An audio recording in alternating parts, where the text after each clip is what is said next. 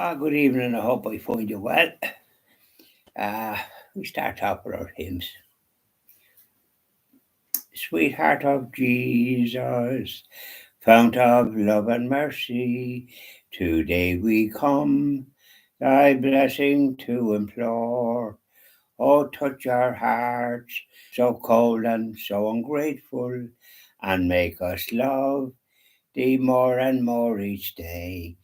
Sweetheart of Jesus, we implore. Oh, make us love thee more and more. Sweetheart of Jesus, make us pure and gentle, and teach us how to do thy blessed will, to follow close the print of thy dear footsteps, and when we fall, sweetheart, oh, love us still. Sweetheart of Jesus, we implore. Oh, make us love thee more and more. Now, Secretary of Jesus up there and keep an eye on the situation.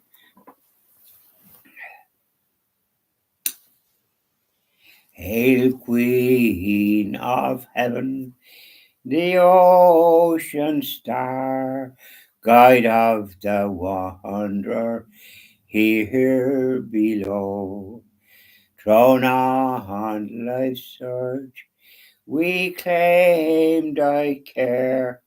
Save us from peril and from woe. Mother of Christ, Star of the sea, pray for the wanderer, pray for me. O gentle, chaste, and spotless maid, we sinners make our prayers to thee. Remind thy Son that he has paid the price of our iniquity. Virgin most pure, Star of the sea, pray for the sinner, pray for me. Now, blessed Mother, up there, keep an eye on the overall situation that we happen to find ourselves in. Now, here we go. How are things at Glockamara? How did you get on wherever you happen to be today? Did the situation unfold satisfactorily for your situation? Well, yes, and that's the way it goes. All going well. We don't like too many problems, we don't. No, we like things to go kind of, as the fella says, row the boat gently down the stream. Go nice and handy. Well, I was handy enough today, thank God. After my various chores, one thing and another, I proceeded out in the motor, down the town, parked, convenient, strolled up the town, posted a letter,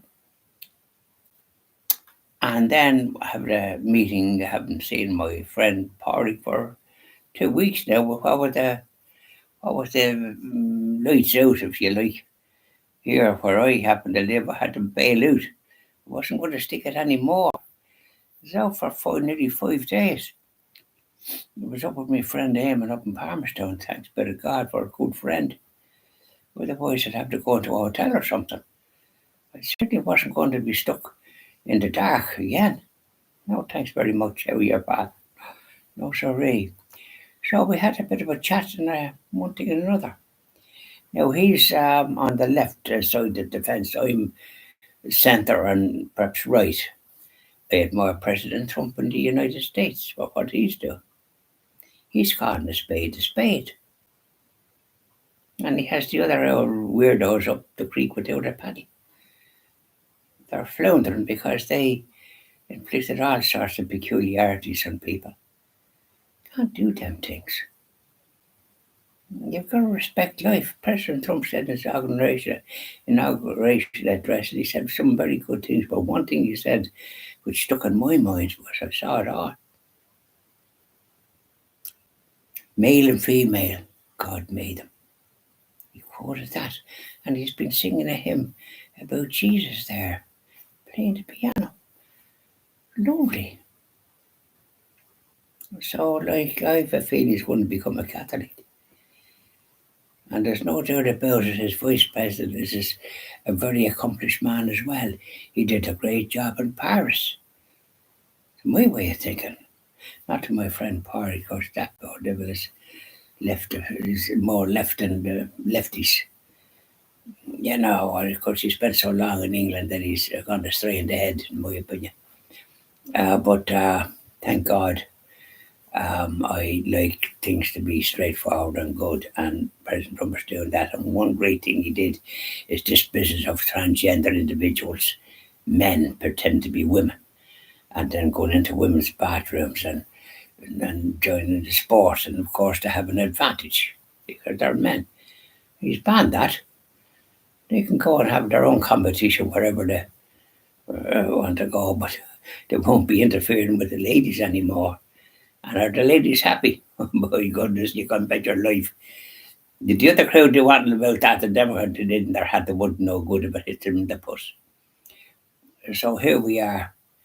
And we had a chat, but we spoke about other matters because his views would be completely different than mine. And I was at Mass last Saturday down here, and really it's very sad to see a priest coming out at the altar. Now, it wasn't the parish priest, it was another priest. I don't really know what his name is. But he comes out on his own, then he has his back to the tabernacle. And when he gave his homily, quite frankly, I didn't know what he said. I could not understand him. Now, when he was saying the Mass and that kind of thing, it was clear.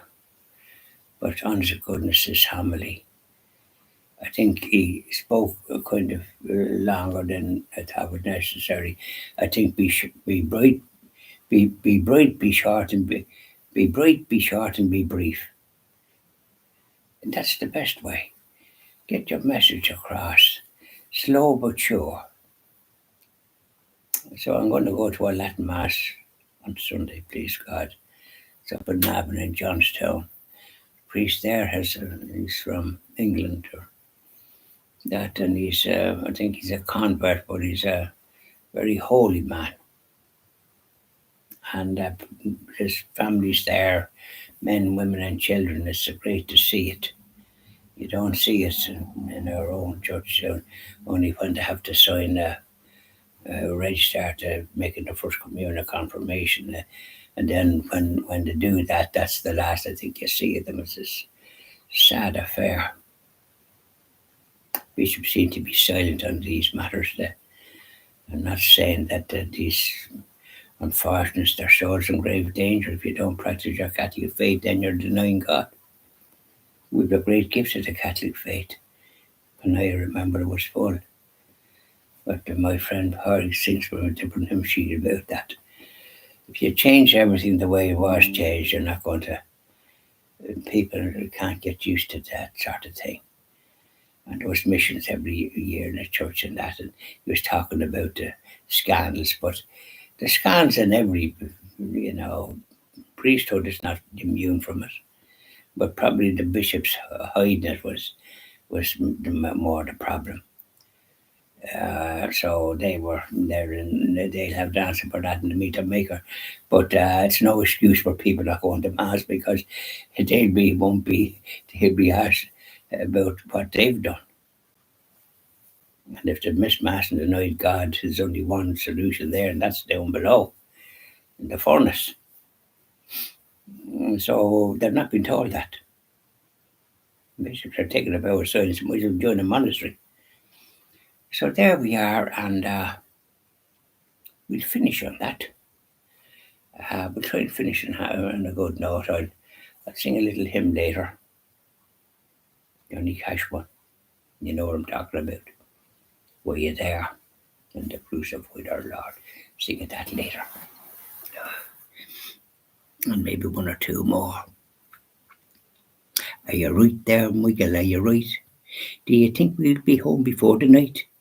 Well, we might now, Michael. Now we might. This is about the West Car Railway. I think they gave out to suit somebody.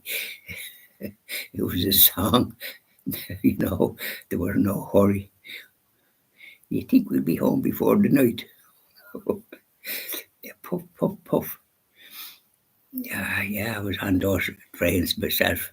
One from Galway to Clifton, to Narrogage, up in Donegal as well. People would be stopping in the middle of nowhere with a flag up. Up they got. Fantastic. Happy days. By now, unfortunately, not Mr. Dr. Todd Andrews. That clown wouldn't listen to anybody. Closed all the railways that are already there. Cost a fortune to build them. How stupid can you get? By now,